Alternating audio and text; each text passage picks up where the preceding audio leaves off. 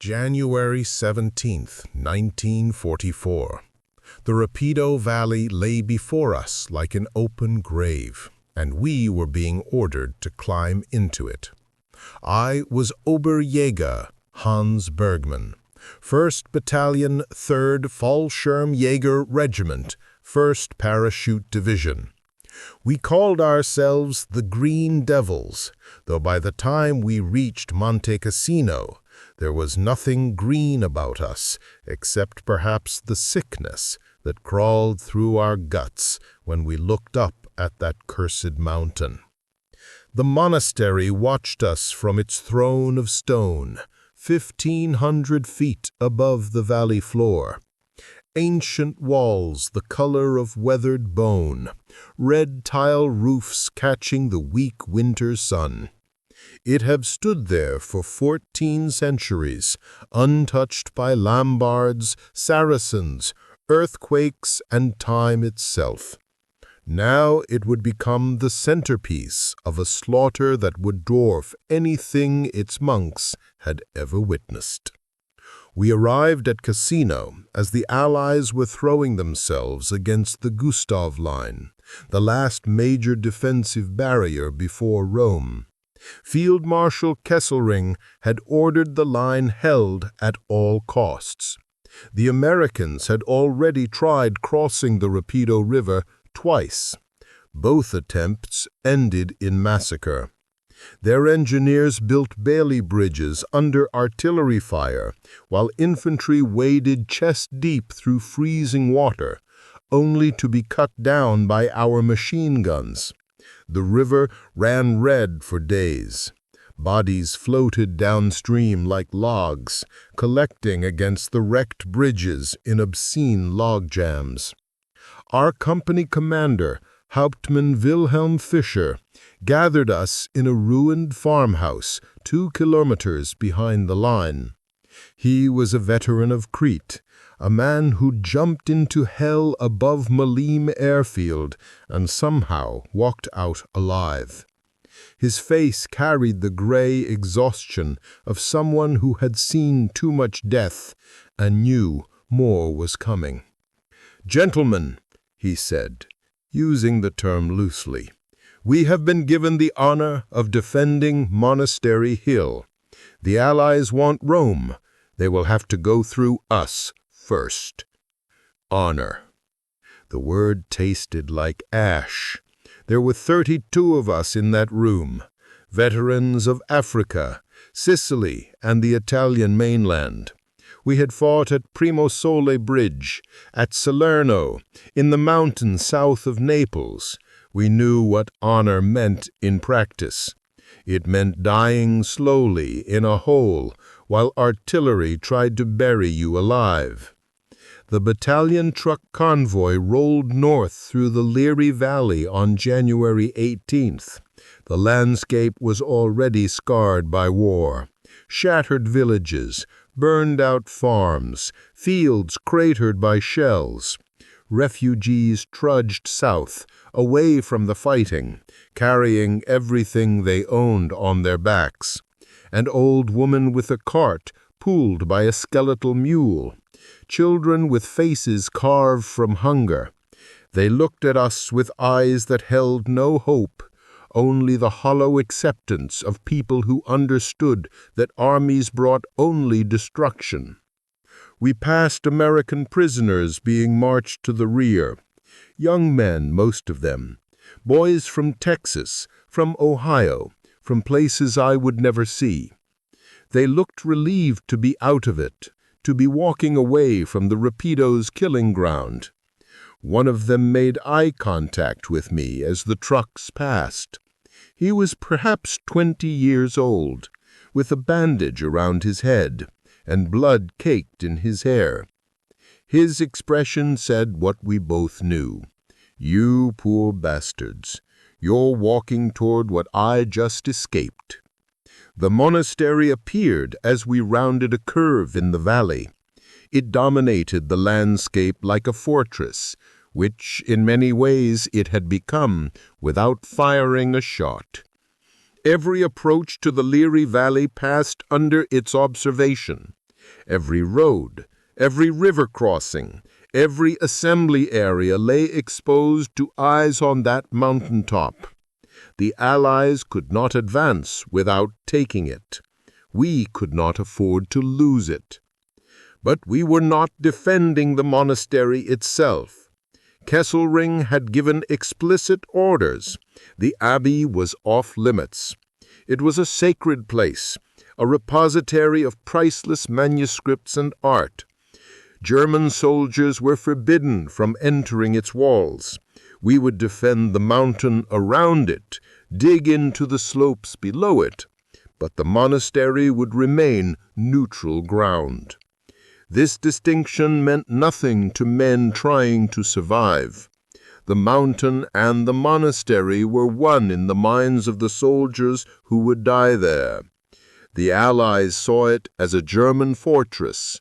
We saw it as the one structure on that God-forsaken hill that offered protection from artillery. The abbot and his monks became unwilling witnesses to what would unfold. We dismounted from the trucks at the base of the mountain as dusk fell. The climb began immediately. There were no roads suitable for vehicles, only mule tracks and footpaths worn into the stone by centuries of pilgrims. We carried everything on our backs: ammunition boxes, mortar shells, machine gun barrels, rations, water, entrenching tools. Each man bore at least 60 pounds. Some carried more. Gefreiter Paul Richter, our company's MG-42 gunner, had the weapon itself slung across his shoulders, 25 pounds of Mauser steel that would become the voice of death in the weeks ahead. The climb took 3 hours in the darkness. The trails switchbacked endlessly upward through scrub oak and stunted pine. Rocks shifted under our boots. Men cursed as they stumbled, struggling for balance under the weight of their loads. My lungs burned, my legs trembled with exhaustion. We had been traveling for 2 days with minimal sleep, and now we were scaling a mountain in the dark while carrying half our body weight in equipment. Halfway up, we passed positions already occupied by Wehrmacht infantry. Older men, many of them, reservists and garrison troops pulled from quiet sectors and thrown into the line. They watched us climb with expressions mixing envy and pity. Envy because paratroopers received better rations and equipment. Pity because we were being sent to the summit, the position most exposed to artillery fire. "Good luck, devils. You're going to need it," one of them called out. At the top, we found organized chaos. The 1st Parachute Division was taking over defensive positions from the 15th Panzer Grenadier Division. In the darkness, illuminated only by shielded lanterns and the occasional flare, hundreds of men moved through a landscape of stone and scrub, digging new positions, reinforcing old ones, laying wire, positioning weapons. The earth itself fought us. The mountain was limestone, layered rock that rang like iron under pickaxes. Digging a proper foxhole required hours of back-breaking labor. Most positions were Songer-style fortifications, built up with stacked rocks rather than dug down into impenetrable stone. We filled sandbags with dirt and gravel scavenged from shallow soil pockets, using them to create parapets and overhead cover. My squad's position overlooked the Rapido Valley from the northern slope. We could see the entire killing ground spread below us like a map. The river traced a dark ribbon through the winter-brown fields. The town of Cassino huddled at the mountain's base, already partially ruined by artillery. Outside, the Allied line stretched away toward the sea, marked by vehicle lights and cooking fires they thought were too distant for us to observe. Unteroffizier Ernst Keller, our squad leader, pointed out the key terrain features as we worked through the night. "That's Route 6, the main highway to Rome. See how it runs through the valley? The Allies need that road. They have to take it. which means they have to take this mountain, which means they have to go through us. How many of them? Someone asked. Keller shrugged. Does it matter? More than us. Always more than us. By dawn we had created a position that offered some protection. Not enough, it never would be, but enough to survive anything short of a direct hit. Rocks stacked 3 feet high on 3 sides, a roof of logs and corrugated metal scavenged from ruined buildings, covered with rocks and earth, a narrow firing slit facing downhill. Inside, barely enough room for 3 men to crouch shoulder to shoulder. The morning of January 20th revealed the full scope of what we faced. The valley below swarmed with Allied activity. We could see tank formations moving into assembly areas, artillery batteries unlimbering their guns, supply trucks running endless shuttles forward. They were preparing for another assault, and they made no effort to hide it. They did not need to. They had the numbers, the guns, the shells, the fuel, the food. They had everything except this mountain. Our breakfast was cold. Heating anything meant smoke, and smoke meant artillery. We ate hard bread and cold sausage, washing it down with water that tasted of the metal canteens we carried. Richter produced a small flask of schnapps that we passed around, each man taking a careful slip. Not enough to impair, just enough to burn away the morning chill. "My brother was at Stalingrad," he said, suddenly, staring down into the valley. "He wrote me a letter before the end. He said the cold was worse than the Russians. Said men froze to death in their positions, and in the morning they'd find them still at their posts, rifles in their hands, frozen solid." "This isn't Stalingrad," Keller said. "No," Richter agreed. "It's worse. At Stalingrad at least the cold killed you quick. Here it's slow, artillery day after day. They'll grind us down piece by piece." He was right, though none of us wanted to admit it. The first Allied artillery barrage began at 1100 hours. It started with ranging shots, single rounds seeking targets. Then it built into a systematic bombardment that lasted 3 hours. We huddled in our stone shelter while the mountain shook. Shells screamed overhead, exploding against the slopes in eruptions of rock and dirt. The noise was beyond description. Not individual explosions, but a continuous roar that pressed against your skull until you thought it would crack. Shrapnel sang through the air. Rock fragments, some the size of a man's fist, flew like bullets. A chunk of limestone smashed through our makeshift roof, missing Keller's head by inches. We stared at the jagged stone lying on the floor between us, understanding how close death had come. When the barrage lifted, Keller crawled to the firing slit and scanned the valley through binoculars. "Movement at the river. Looks like engineers. They're going to try another crossing." We manned our positions as the light faded. Along the mountain, other positions came alive. The distinctive sound of MG-42s being charged, the metallic click carrying across the slopes. Mortar crews checking their tubes. Officers moving between positions, checking readiness, offering words of encouragement that rang hollow against the reality of what was coming. The Americans attacked at dusk, using the failing light to mask their approach. We heard them before we saw them. Equipment rattling, officers calling orders in English, the words intelligible but the meaning clear. Move forward, cross the river, take the mountain. Our machine guns opened fire first. The MG-42 was called Hitler's buzzsaw for good reason.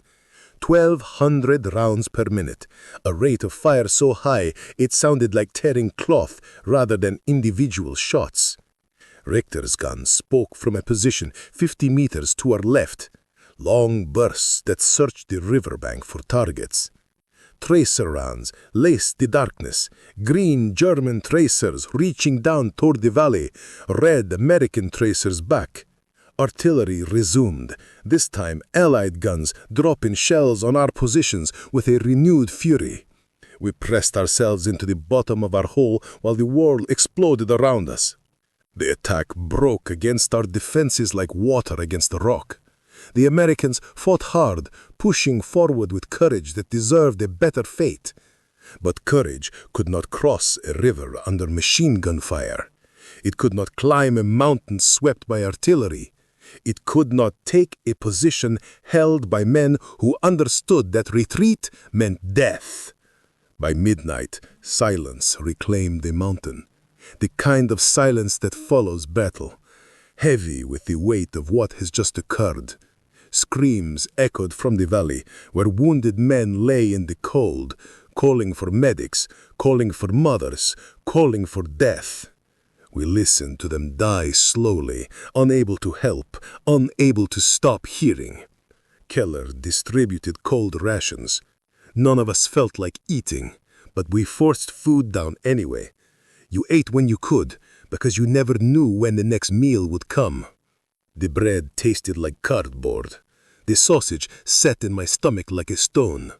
I drank water and tried not to think about the men dying in the darkness below. "First time?" Keller asked, watching me struggle with the food. "First time for what?" "First time hearing them die all night, the wounded who can't be reached?" I nodded. "You get used to it," he said. Then, more quietly, "No, you don't. You just pretend you do." The pattern established itself over the following days. Allied artillery would bombard us for hours. Then their infantry would attack, usually at dusk or dawn. We would drive them back with machine gun and mortar fire. The wounded would scream through the night. In the morning, we would see bodies scattered across the slopes, testimony to attacks that had come close but never close enough. The monastery loomed above our positions, untouched and untouchable. We never entered it, true to Kesselring's orders, but we sheltered in its shadow. The building blocked some of the artillery, creating dead zones where shells could not reach. Smart soldiers learned these zones and moved through them when they needed to resupply or evacuate wounded. The monks remained in the abbey throughout those early weeks. We sometimes saw them on the walls, black-robed figures moving between buildings, maintaining their routines even as the world erupted around them. They were caring for refugees, we heard. Hundreds of Italian civilians had fled to the monastery, believing its sacred status would protect them. Perhaps it did. The building itself would not be touched until February. On January 24th, the Allies tried something new. They sent Indian troops, Gurkhas and Rajputana rifles, to assault the mountain from a different direction. These men were different from the Americans we had faced. Smaller, quieter, they moved through the darkness like ghosts. They carried long knives that caught the moonlight. They attacked without the preliminary barrage that usually announced Allied intentions. They broke through our wire in 3 places before we even knew they were coming. Hand-to-hand fighting erupted along the line. The darkness became a confused nightmare of gunfire, screaming, shadows grappling with shadows.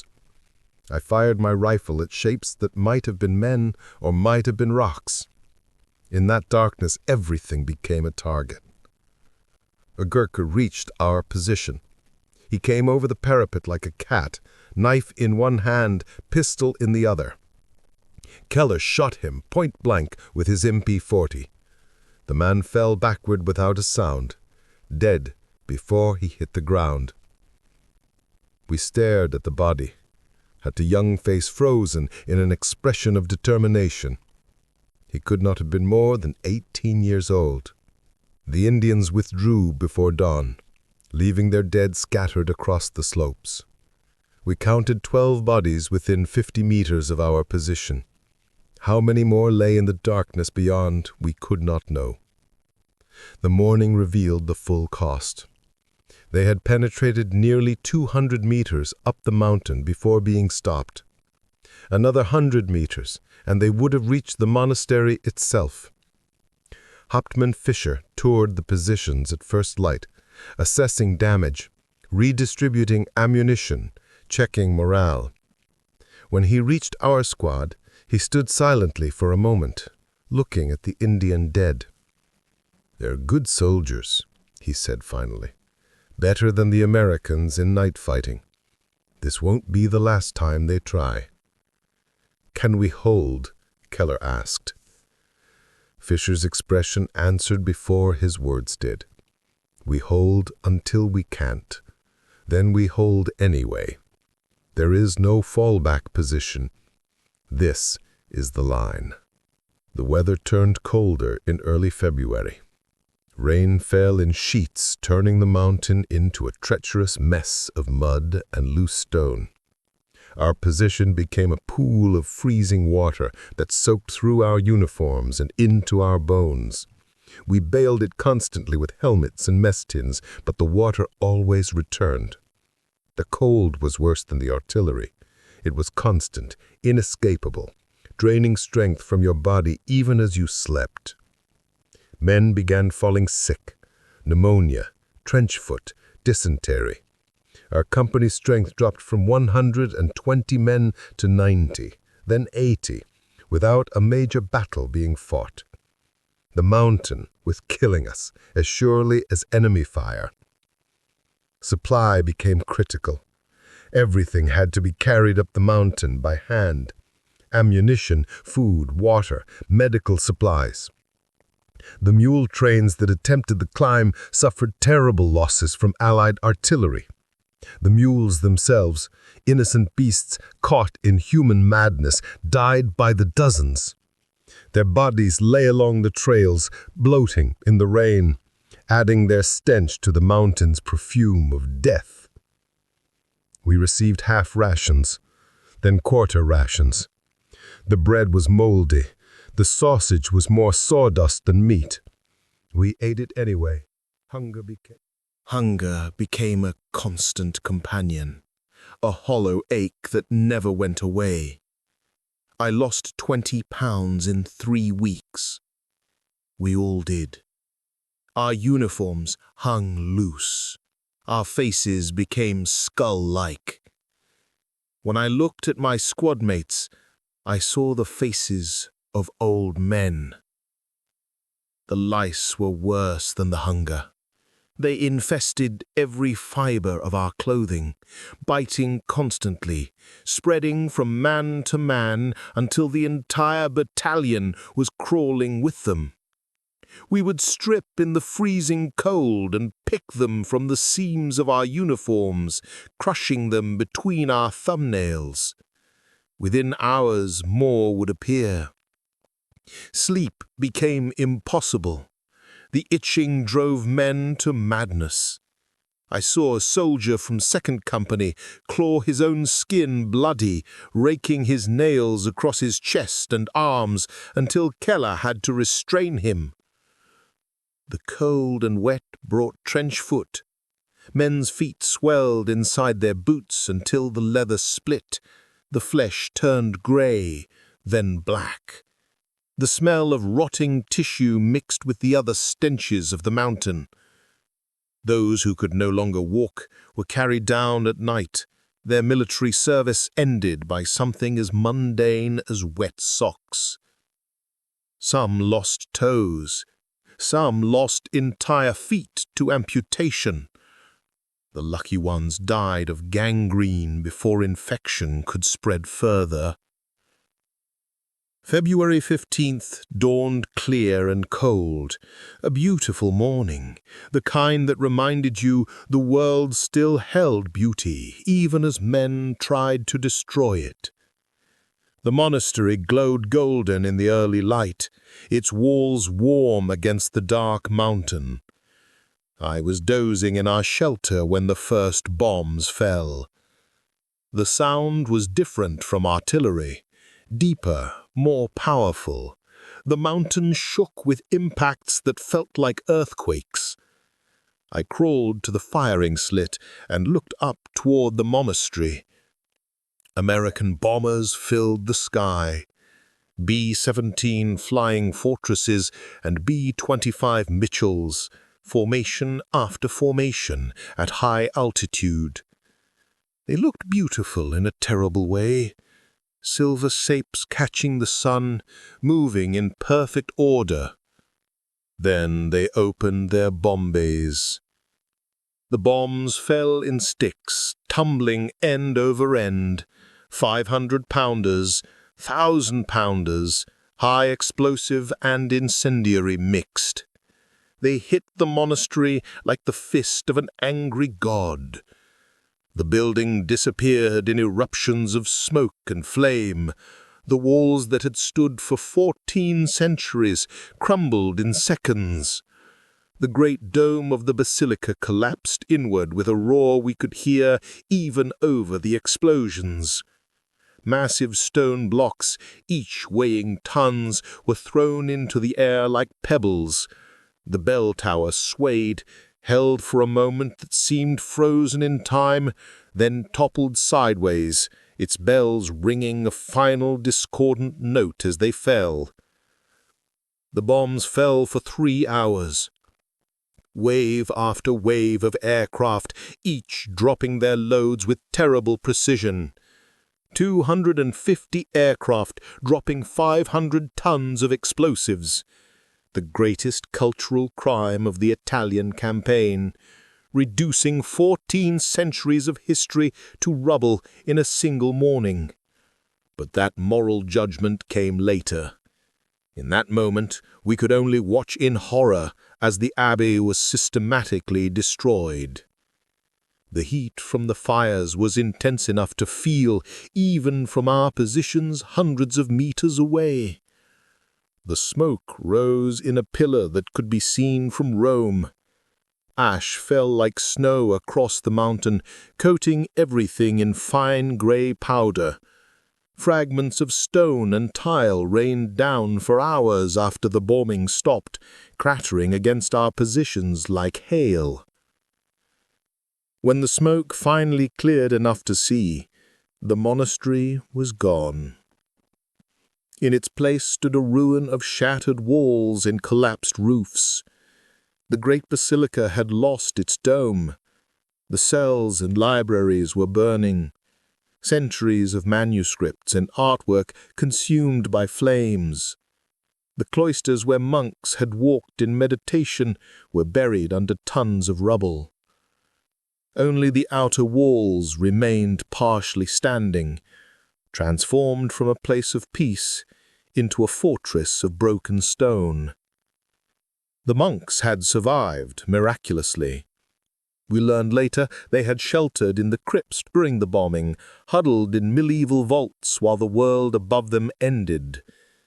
But the refugees inside, the hundreds of Italian civilians who had believed the abbey's sacred status would protect them, many of them died in the rubble. We heard their screams for days afterwards as rescue parties tried to dig them out. Women calling for children buried in collapsed rooms. Old men pinned beneath fallen walls. The sound of their dying mixed with the sound of our war. The irony was bitter enough to choke on.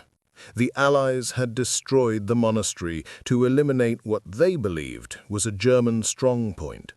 But we had never used it. Kesselring's orders had been absolute, and we had obeyed them. The building had been off-limits, a neutral sanctuary in the middle of a battlefield. The bombing achieved only one thing. It removed the restriction on our use of the ruins. Now there was no sacred space to protect, no reason to stay outside the walls. The rubble of the monastery became the strongest defensive position on the mountain. Within hours, we moved into the ruins. Fallschirmjäger companies established positions in the wreckage. Machine guns were set up in blown-out windows. Observation posts occupied the remaining walls. Mortar teams found perfect positions in collapsed courtyards where rubble provided overhead cover. The very bombing that was supposed to eliminate our defenses had given us a ready-made fortress of broken stone and concrete. The rubble provided perfect protection from artillery. Shells that would have destroyed our Sengar positions bounced off massive stone blocks or buried themselves uselessly in debris piles 10 feet deep. We dug into the wreckage like miners, creating bunkers under fallen walls, connecting positions through rubble-choked corridors that had once been monastery hallways. The basement crypts became command posts and aid stations, their medieval vaults proof against anything short of a direct hit by the heaviest bombs. The monastery's destruction had given us exactly what the Allies feared we already had, an impregnable strongpoint dominating the valley. We moved through the ruins like rats in a maze, knowing every passage, every covered approach, every firing position. The Allies would have to dig us out stone by stone, room by room, and every room would cost them blood. The second major assault came on February 17th. This time it was New Zealand troops, supported by Indian divisions and American tanks. The New Zealand Corps was one of the finest formations the Allies possessed, hardened veterans of North Africa and the Mediterranean campaigns. They were commanded by Lieutenant General Bernard Freyberg, a man who had earned the Victoria Cross in the First World War and who understood exactly what he was asking his men to do. They attacked up the northern slopes, trying to reach the monastery ruins along the ridgeline. The fighting was brutal beyond description.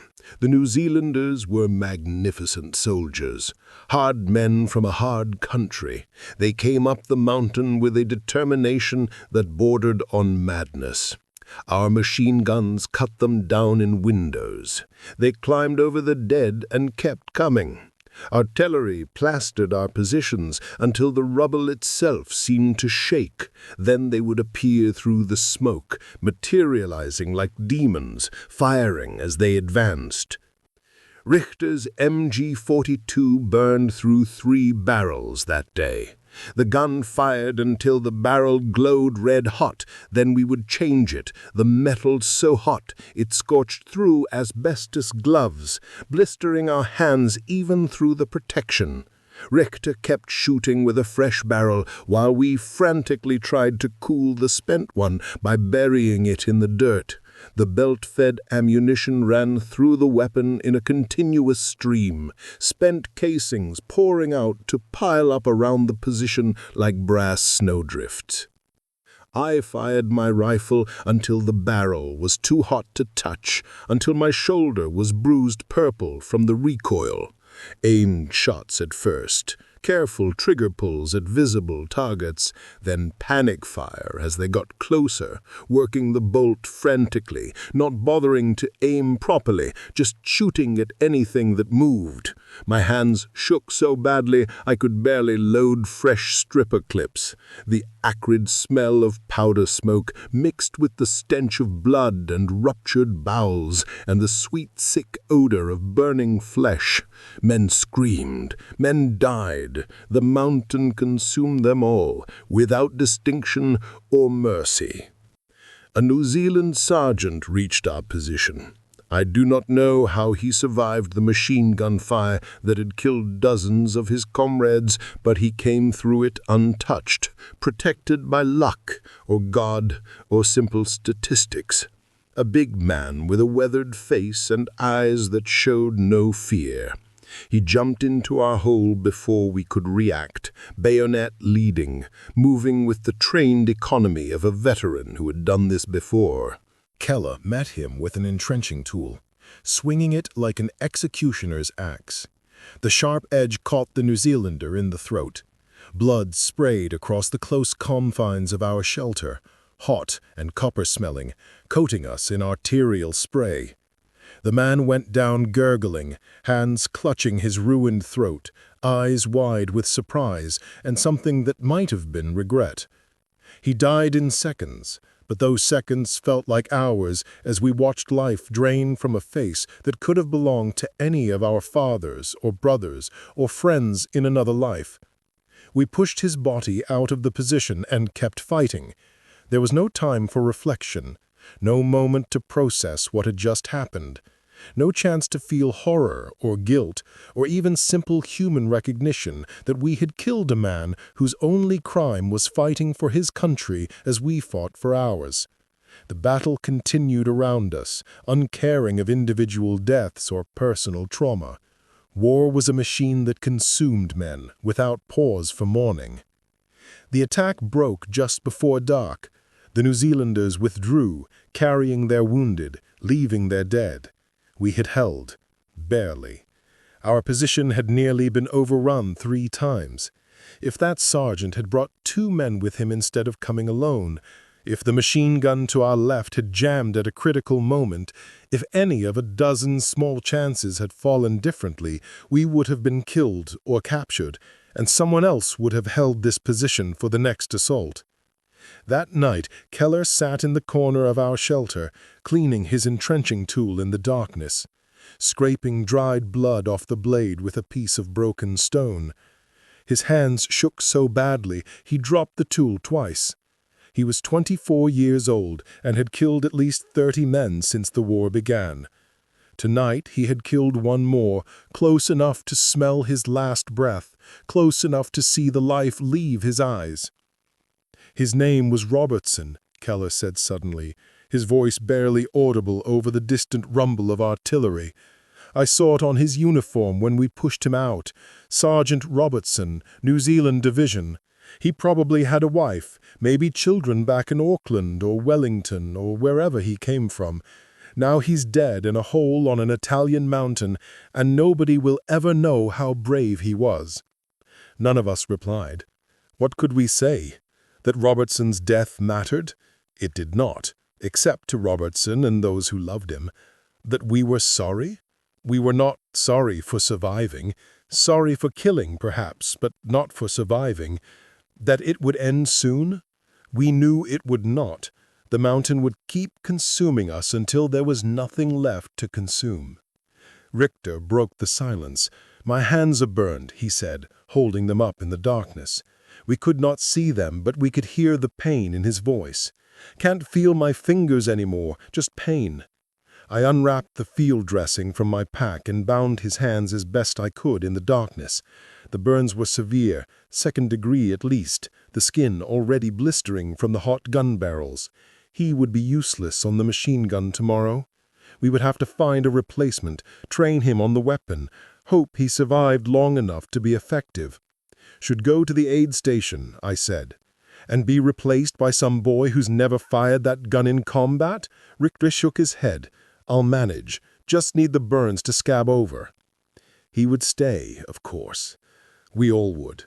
Not from bravery or dedication to duty, but because the alternative was abandoning the men you thought beside.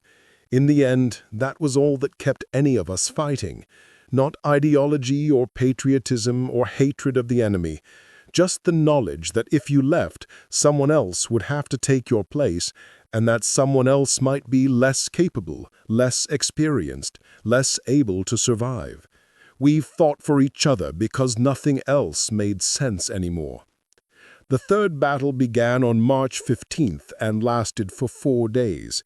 This assault was the most massive yet, 4 divisions attacking simultaneously across a front that stretched from Casino Town to the mountain peaks. American, British, New Zealand, and Indian troops supported by tanks, artillery, and aircraft. The mountain disappeared under bombardment that made previous barrages look like practice shoots. They dropped over 1,000 tons of shells and bombs in the first 6 hours alone.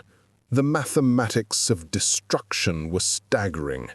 If you divided the mountain's surface area by the tonnage dropped, every square meter received multiple direct hits.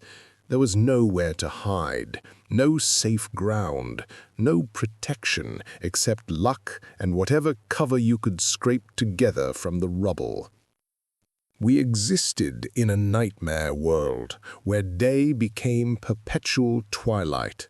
The air was thick with dust and smoke until visibility dropped to meters. We could not see targets, could barely see each other. We fired at sounds, at muzzle flashes, at shadows moving through the murk like ghosts. The continuous bombardment created a sensory overload that shut down rational thought. Men went mad from it. I saw a soldier from 3rd Company stand up in the middle of a barrage, spread his arms wide, and scream at the sky until a shell fragment took his head off. His body stood there for several seconds, arms still raised, before it toppled over. Food and water ran out on the 2nd day. We drank from shell craters, knowing the water was contaminated with God knew what, too thirsty to care. The water tasted of chemicals and death, probably filled with bacteria from decomposing bodies, but we drank it anyway. Some men got dysentery. They weakened and died, or were evacuated. We ate the meager rations of dead men, rifling through their packs for anything edible. We shared cigarettes down to the last millimeter, 4 men smoking 1 cigarette in rotation, passing it carefully so as not to waste any precious tobacco. On the 3rd day, they broke through to Cassino town at the base of the mountain. British tanks of the 4th Indian Division entered the ruins, their guns elevating to fire directly at our positions on the slopes above. We could hear them rumbling through the streets below, their tracks grinding over rubble, their engines roaring like mechanical beasts. They fired at point-blank range by artillery standards, high explosive shells smashing into the mountainside at a flat trajectory that made them impossibly difficult to evade. Our Fallschirmjäger engineers responded with crude but effective tactics developed in Russia. They would lower Teller anti-tank mines on ropes down the mountainside until the mines hung at turret height, and then detonate them remotely when a tank passed beneath. 3 British tanks were destroyed this way in a single afternoon, the mines exploding with enough force to blow turrets clean off hulls. The turrets would cartwheel through the air, trailing smoke and flame, before crashing into ruined buildings. The remaining armor withdrew to positions where our improvised mine attacks could not reach them, and continued firing from cover. The 4th day brought hand-to-hand fighting across the entire ridgeline as Indian and New Zealand troops reached the monastery ruins through sheer determination and appalling sacrifice. They came through gaps in our defenses that we no longer had the men to cover, through breaches in our line created by casualties and exhaustion.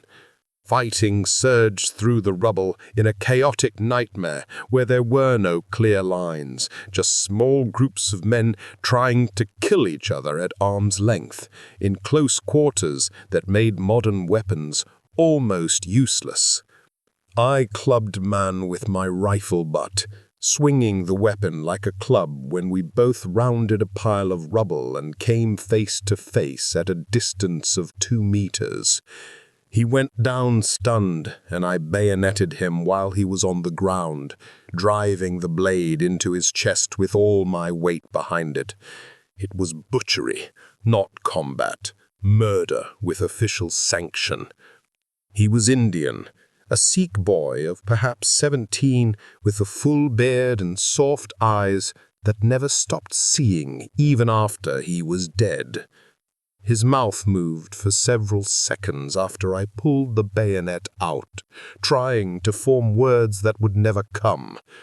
I have carried those eyes with me for 80 years. I will carry them to my grave. We held the monastery by meters, by individual piles of rubble, by pure stubborn refusal to acknowledge defeat. The Allies took the northern wall. We held the southern. They occupied the ruins of the basilica. We controlled the crypts beneath.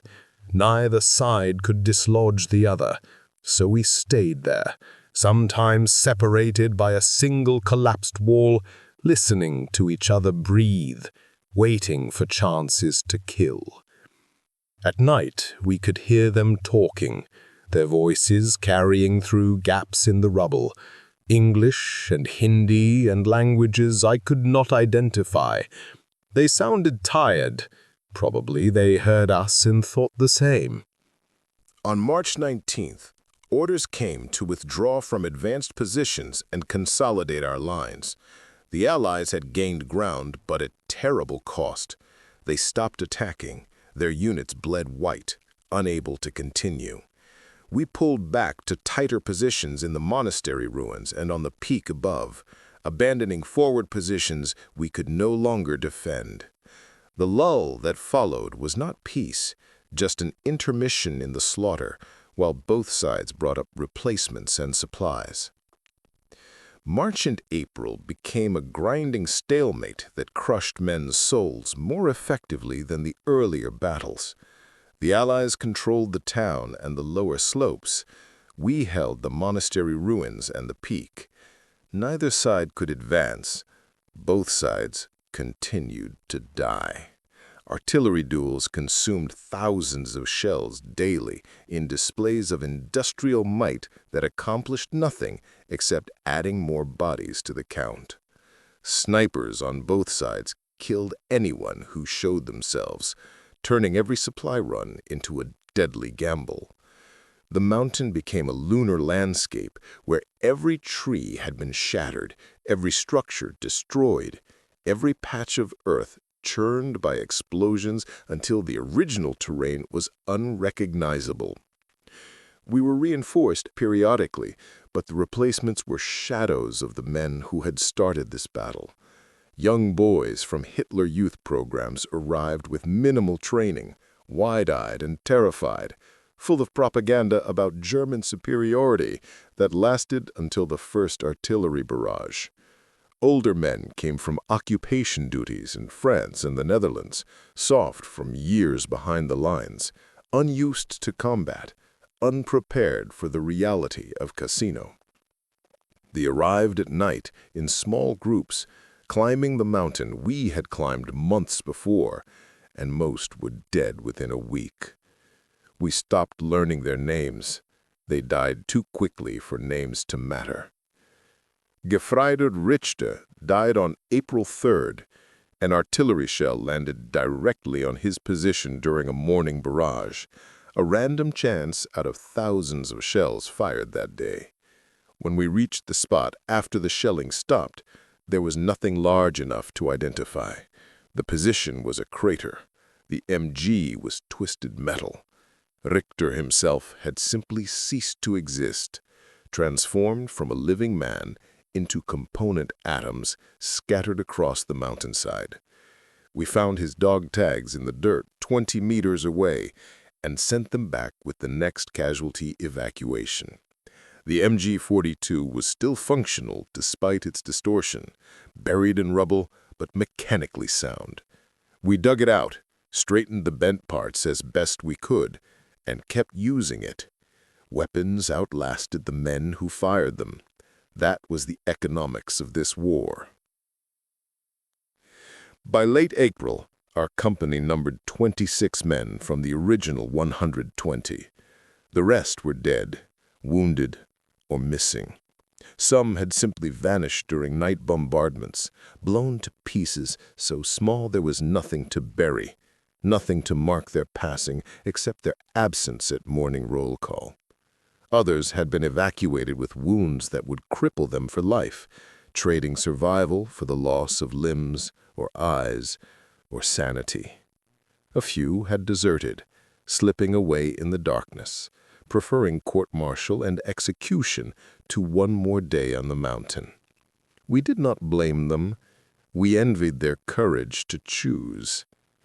The survivors were no longer recognizable as the men who had climbed the mountain in January. We had become something else, creatures of stone and blood, more animal than human. We stank of unwashed bodies and rotting wounds and the pervasive smell of death that soaked into everything.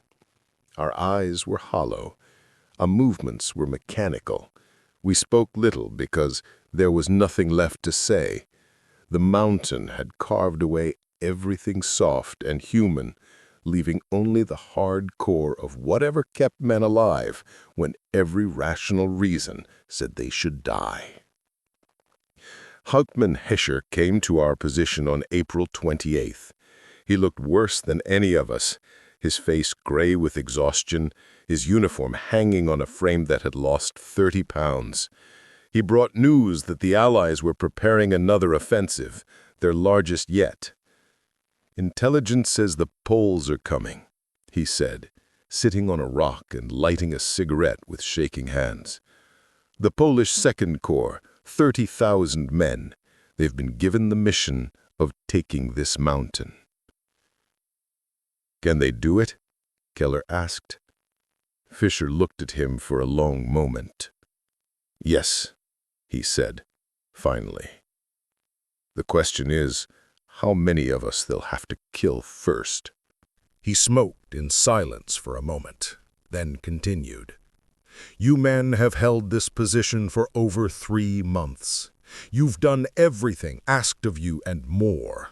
If anyone wants to request evacuation on medical grounds, I'll approve it. No questions, no judgment." None of us moved, not from courage or dedication, but because leaving felt like betraying the dead. Richter had died here. So had Schmidt and Weber and Hoffman and dozens of others whose names we could barely remember. Walking away felt like saying their deaths meant nothing. "That's what I thought," Fisher said.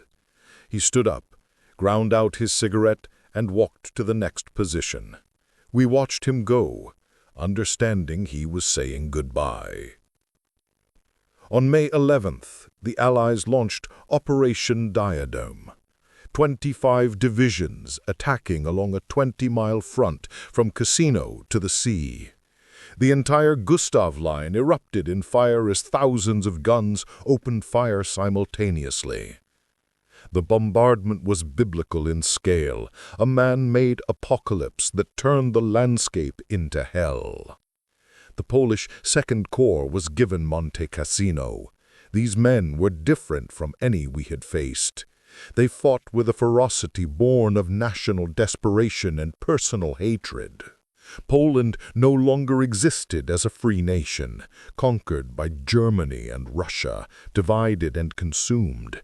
These soldiers were fighting for the soul of their country on an Italian mountain, and they would pay any price to prove their nation still lived. The Polish attacks were suicidal in their intensity. They came in waves that broke against our defenses like water against a dam, each wave higher than the last, each wave pushing further before being destroyed. They took catastrophic losses and kept coming. The mathematics were simple and terrible. They had men to spare. We did not. Every attack we repulsed cost us ammunition and lives we could not replace. Every attack they launched brought fresh troops and unlimited supplies. The outcome was inevitable. Only the timing remained in doubt. We killed them by the hundreds. Our remaining machine guns worked without pause, barrels glowing red until they finally jammed or broke. We fired rifles until the barrels burst from heat stress. We threw grenades until our arms gave out. We fought with entrenching tools and bayonets when the ammunition was gone. The Poles died in windows and kept advancing through the bodies of their comrades. I will not pretend we were heroes in those final days. We were barely human. We fought because retreat rent. He smoked in silence for a moment and then continued. You men have held this position for over 3 months. You've done everything asked of you and more. If anyone wants to request evacuation on medical grounds, I'll approve it. No questions, no judgment. None of us moved. Not from courage or dedication, but because leaving felt like betraying the dead. Richter had died here. So had Schmidt and Weber and Hoffmann and dozens of others whose names we could barely remember. Walking away felt like saying their deaths meant nothing. That's what I thought, Fisher said. He stood up, ground out his cigarette, and walked to the next position. We watched him go, understanding he was saying goodbye. On May 11th, the Allies launched Operation Diadem, 25 divisions attacking along a 20-mile front from Cassino to the sea.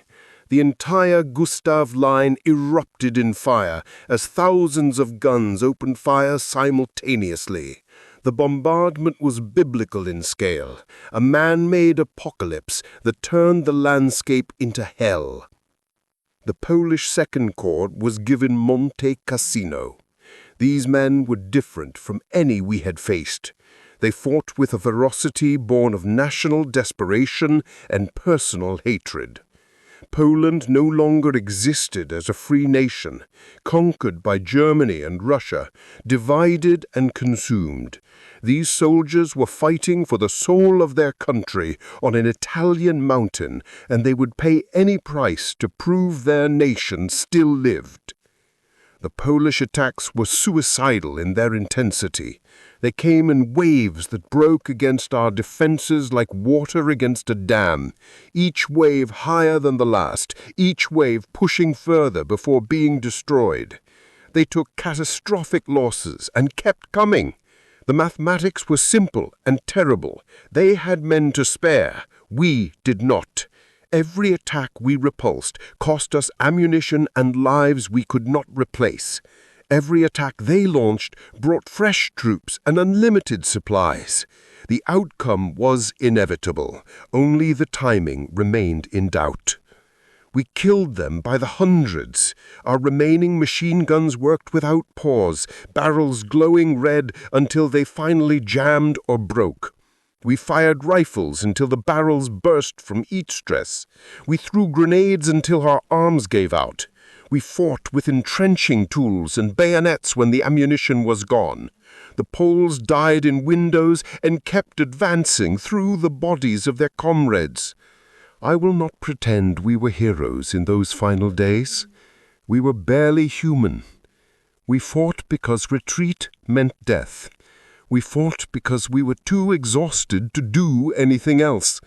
We fought because the alternative was watching Polish bayonets come through the smoke, and dying while fighting felt better than dying while surrendering.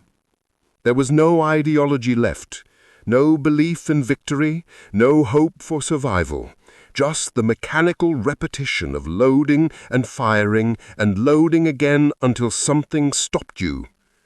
On May 16th, my rifle jammed for the final time.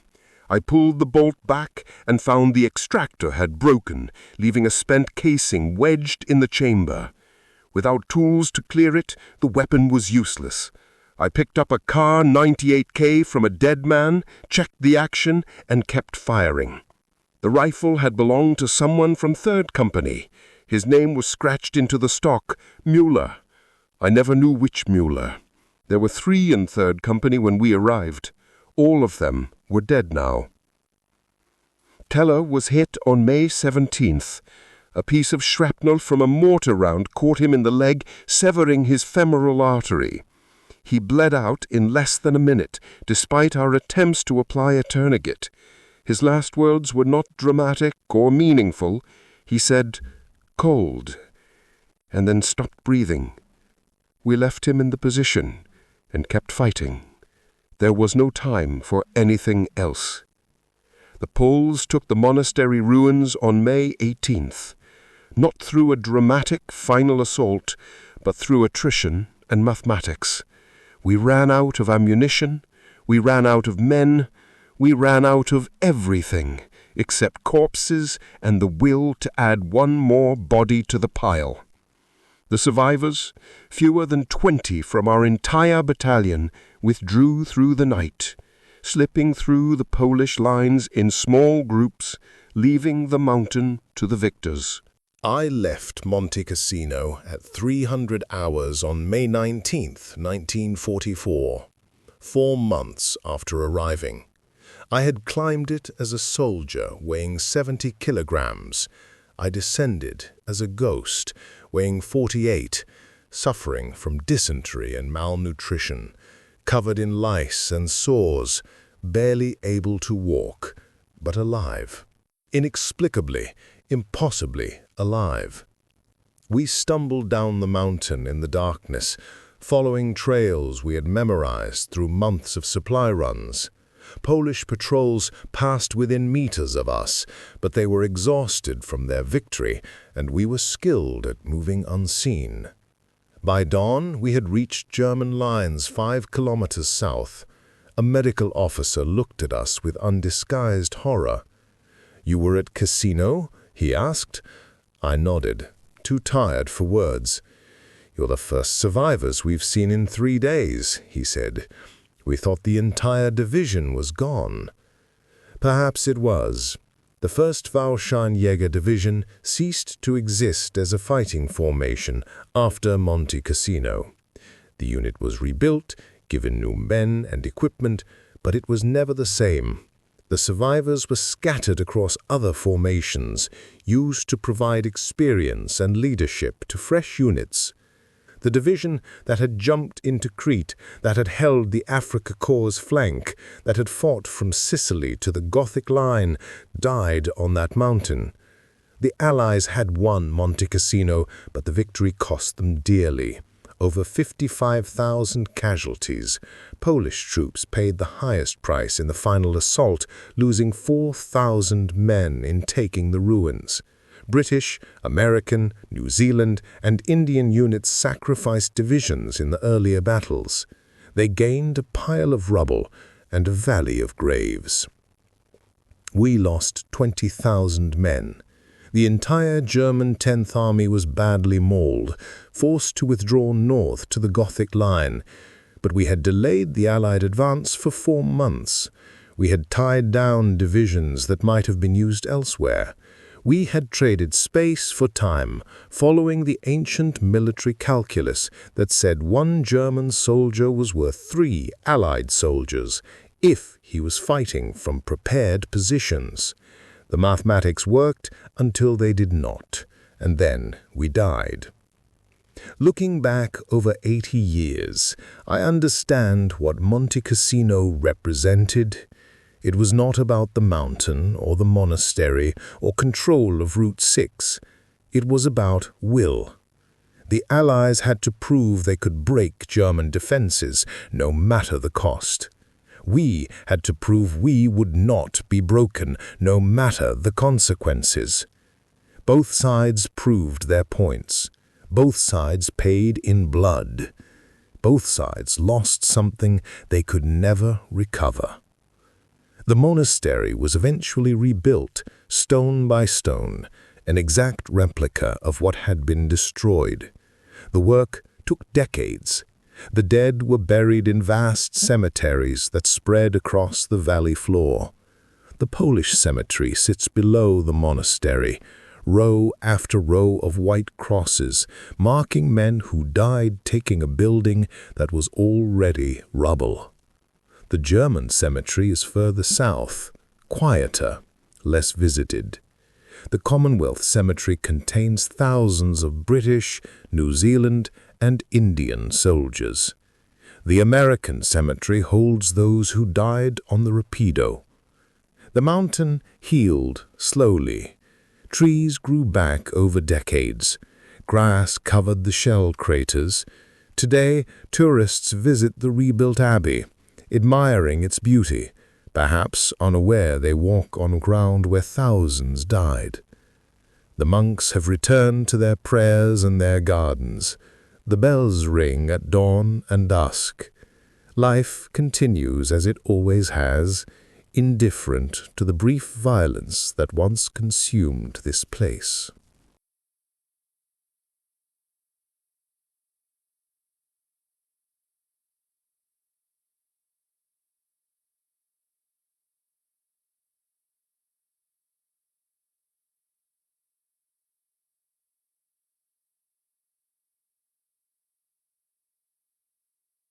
I returned once, in 1994, 50 years after the battle. An old man making a pilgrimage to the place that defined his life.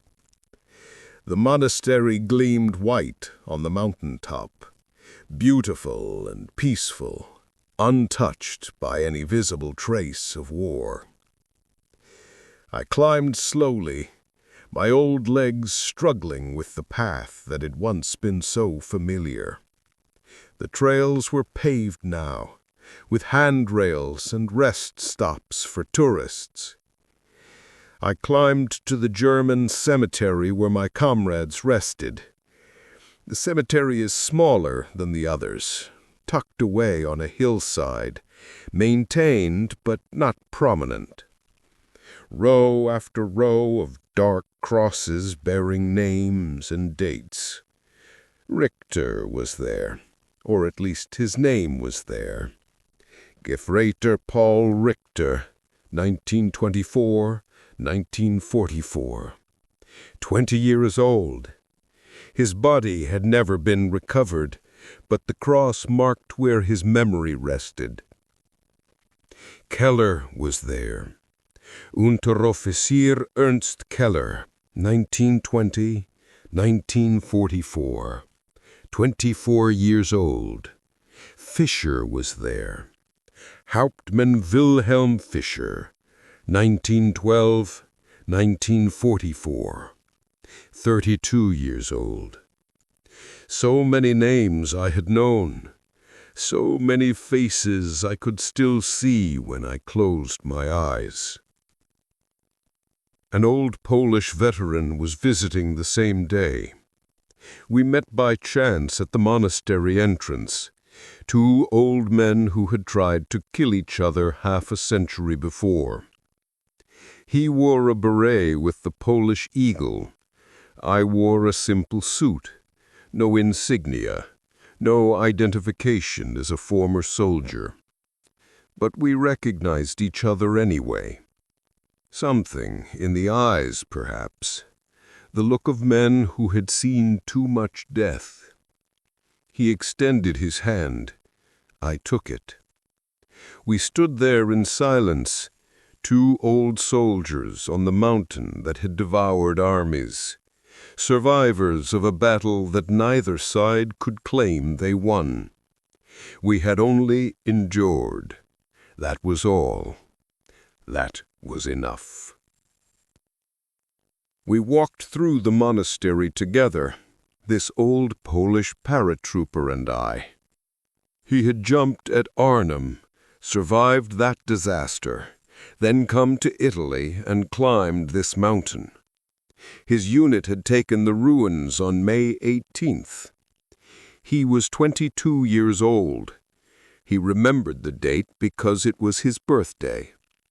He spent his 22nd birthday killing Germans in monastery rubble. "I shot a German in your crypt," he said, as we stood in the reconstructed basilica. He was wounded, sitting against a wall. He looked at me, and I shot him. I think about him sometimes. I nodded. "I killed one of your men with a bayonet. An Indian soldier, actually. Very young. I think about him every day." We stood in silence, surrounded by beauty and peace, haunted by memories of violence. The monks moved through the spaces around us, chanting their prayers, oblivious to, or perhaps deliberately ignoring, two old men weeping in their church. "Was it worth it?" he asked finally. "All of it?" I had 80 years to consider that question. "No," I said, "but we didn't have a choice in worth. We only had a choice in how we faced it." He nodded slowly. "My country was destroyed. We fought for Poland, and Poland ceased to exist. The Russians took it instead of the Germans. Same slavery, different masters. All those men in the cemetery below, they died for nothing." I said, "They died for each other. That has to count for something." "Does it?" He looked at me with eyes as tired as my own. "I am 92 years old. Everyone I fought beside is dead. Soon I'll be dead. Then who remembers? Who cares that we were brave, or that we suffered, or that we survived?" I had no answer. We walked out of the monastery together into the Italian sunshine. The valley spread below us, green and peaceful. No smoke, no craters, no bodies. The river wound through farmland where families worked their fields. Route 6 carried tourist buses towards Rome. The war had been erased, except from the memories of old men who would soon be gone. Monte Cassino taught me that courage exists on both sides of any war, that men will fight and die for causes both just and unjust, with equal valor, that victory and defeat are often indistinguishable when measured in blood and suffering. The Poles who took the monastery were brave. The New Zealanders who climbed the slopes were brave. The Indians who fought in the darkness were brave. The Americans who crossed the Rapido were brave. And yes, we were brave too, though we fought for a regime that deserved to lose and a cause that was morally bankrupt. But bravery means nothing to the dead. They lie beneath white crosses and dark crosses, remembered only by fading monuments and old men's memories. The mountain consumed armies without distinction or mercy. It devoured Polish courage and German determination, and British persistence and American wealth equally. It took life without purpose beyond the simple mathematics of attrition, the cold calculation that enough bodies thrown at a position would eventually overwhelm the defenders. I am 98 years old now as I tell this story. Soon I will join my comrades under those dark crosses in the German cemetery.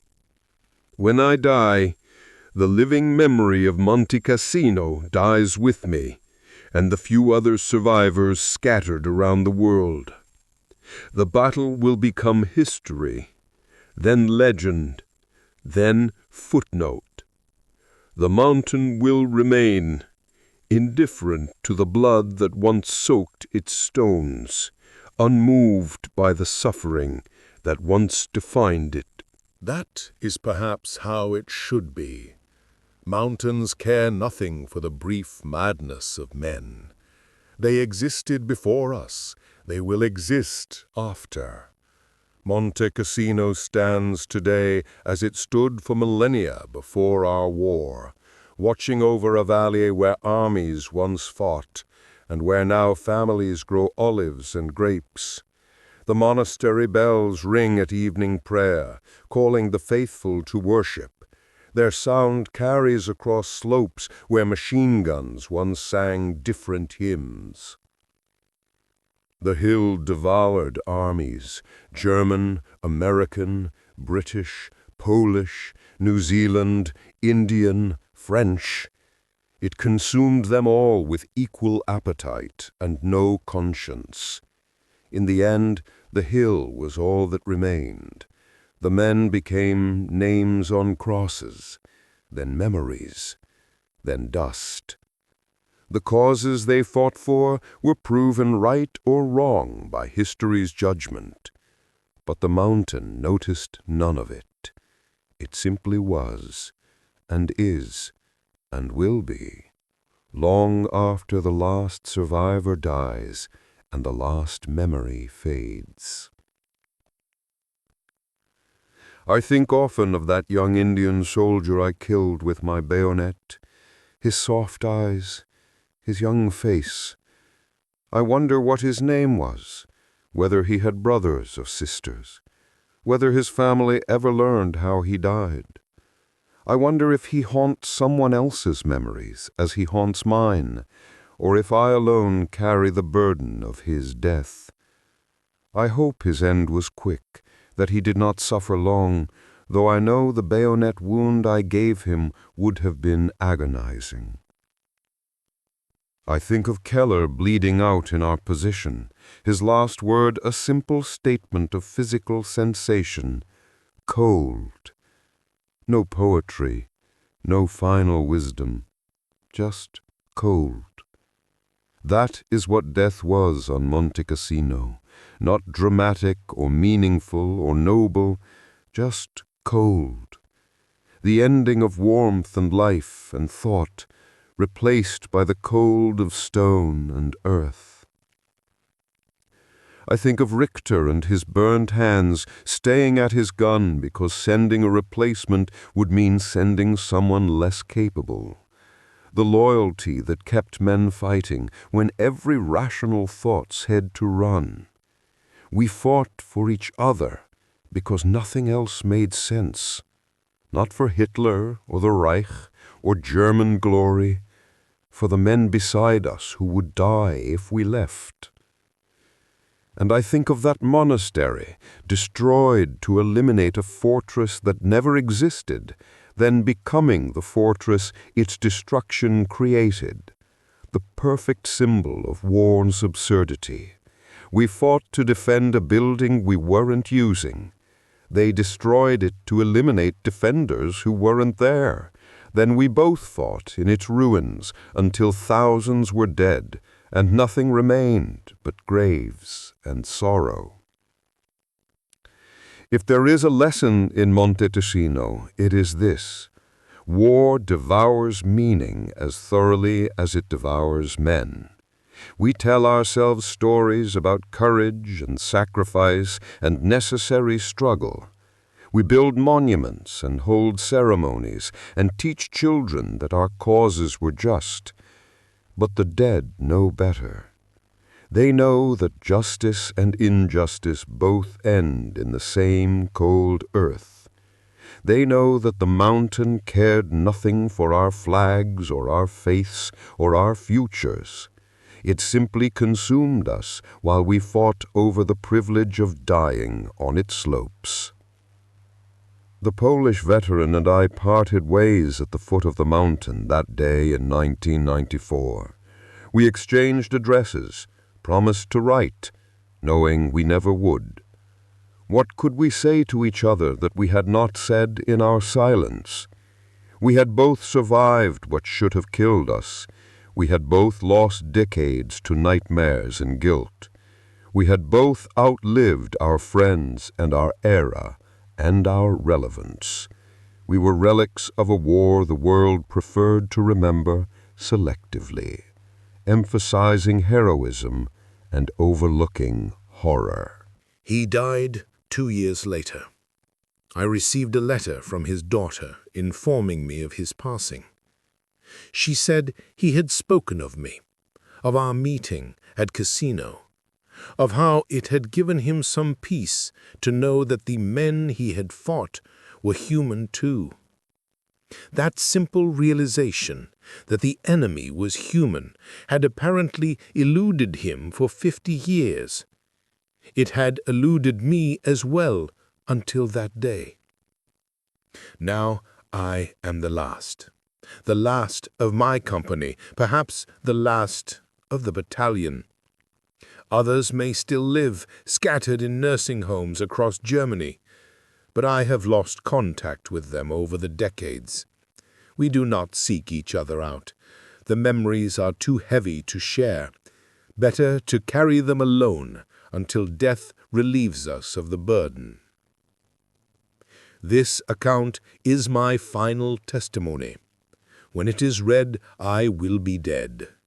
The mountain will have claimed me at last, not through violence, but through time. I leave these words as witness to what occurred on Monte Cassino, not to glorify or justify, but simply to record. Men fought there. Men died there. Some were brave, some were cowards. Most were simply trying to survive one more day in a place that killed without meaning or mercy. The hill that devoured armies remains. Visit it if you wish. Climb to the monastery and admire the view. Walk through the cemeteries and read the names. But understand that what you see is sanitized memory. The reality was mud and blood and the screaming of wounded men who died slowly in the cold. The reality was hunger and lice and the smell of death so pervasive you tasted it in your food. The reality was killing boys young enough to be your sons because they were trying to kill you first. Remember us if you choose. Forget us if you prefer. The mountain does not care. It endures as it has always endured, patient and pitiless, waiting for the next army, foolish enough to believe that possession of stone and earth is worth the price of human life. I was Obergefreiter Hans Bergmann, 1st Fallschirmjäger Division. I climbed Monte Cassino in January 1944. I descended in May. Everything between those dates was horror and survival. That is all. That is enough.